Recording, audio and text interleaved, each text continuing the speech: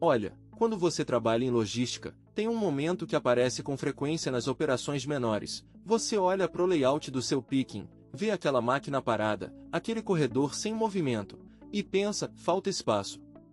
O gerente chega e diz, precisamos expandir o galpão. O diretor fala, custa quanto? E aí fica aquele silêncio porque construção é caro, demora e não é garantia de nada. Eu passei por isso. Quando você entra em uma operação de picking que está saturada, a primeira sensação é de caos. Pessoas esbarrando, paletes no corredor, picking lento, erros aumentando. A solução óbvia: construir mais espaço. Mais galpão, mais área.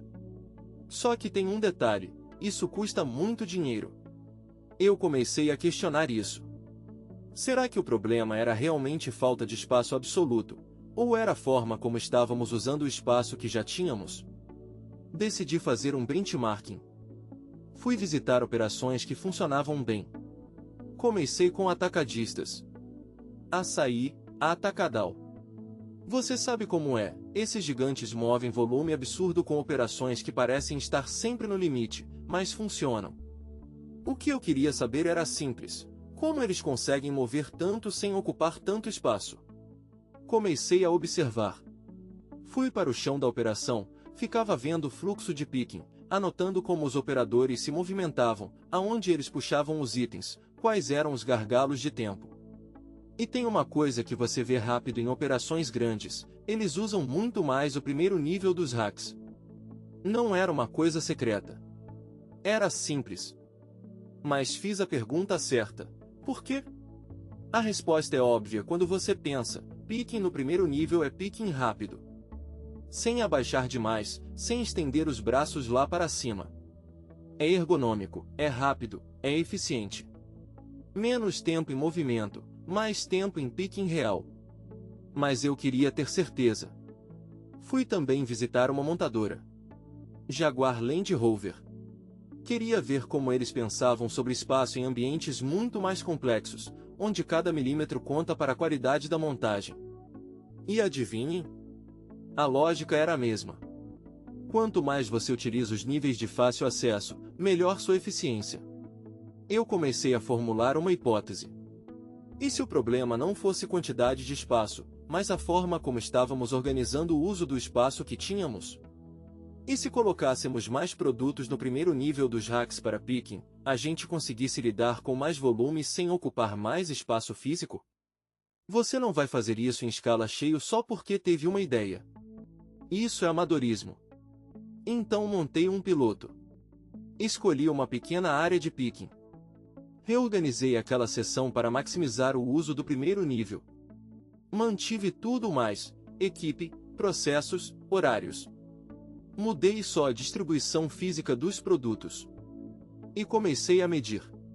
Cronômetro, quantidade de pedidos processados por hora, quantidade de erros, satisfação da equipe com a ergonomia.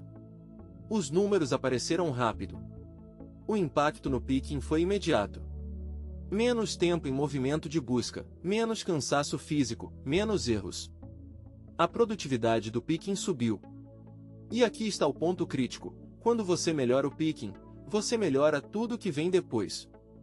Conferência fica mais rápida, carregamento fica mais organizado, erros na entrega caem. E assim que validei, expandir foi natural. Porque aqui está a coisa: quando você testa e funciona, a resistência some. As pessoas que trabalham veem o resultado. O gerente vê nos números. Você não está impondo uma mudança que pode falhar. Você está expandindo algo que você já provou que funciona. Expandi o layout para toda a área de picking. E aí o resultado apareceu na produção geral. Uma melhora de 20 a 30% na produtividade de picking. E aqui vem o detalhe que ninguém presta atenção: sem nenhum investimento estrutural. Sem obra. Sem compra de equipamento. Sem parar a operação para reformar. Você já parou para pensar no quanto de capacidade você está deixando na mesa por causa de layout? Não é raro. Vejo isso em operações o tempo inteiro. Empresas que têm espaço, mas não estão utilizando corretamente. E aí o gerente pensa em expandir quando na verdade precisava reorganizar. Mas tem mais. Quando você melhora picking, a operação inteira respira melhor. Os operadores estão mais felizes porque estão menos cansados. O picking fica mais rápido, aí os conferidores têm ritmo melhor. Os dirigentes de paletilha têm mais controle. É um efeito cascata. E a segurança? A segurança melhora porque os operadores não estão correndo para compensar layout ruim. Não estão pulando, abaixando demais, estendendo demais os braços. Estão trabalhando numa altura ideal, num ritmo controlado. Eu vejo muito gestor olhando para layout de forma estatística. Temos X metros quadrados, processamos Y pedidos.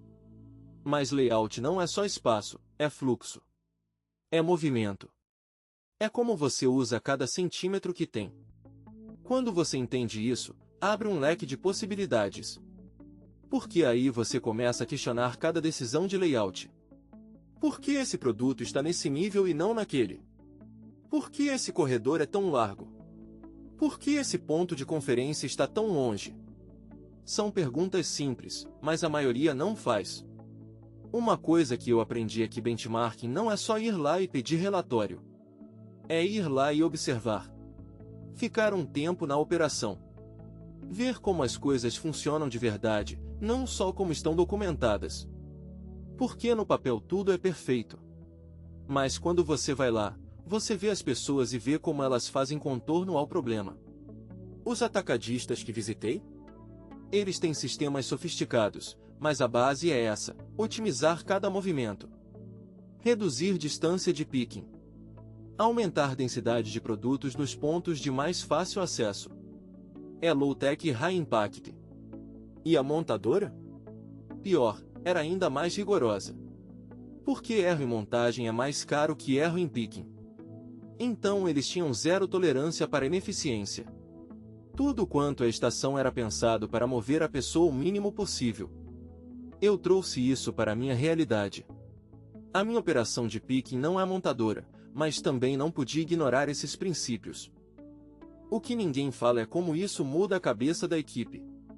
Quando você melhora o layout, as pessoas veem que o gestor está pensando na operação dela.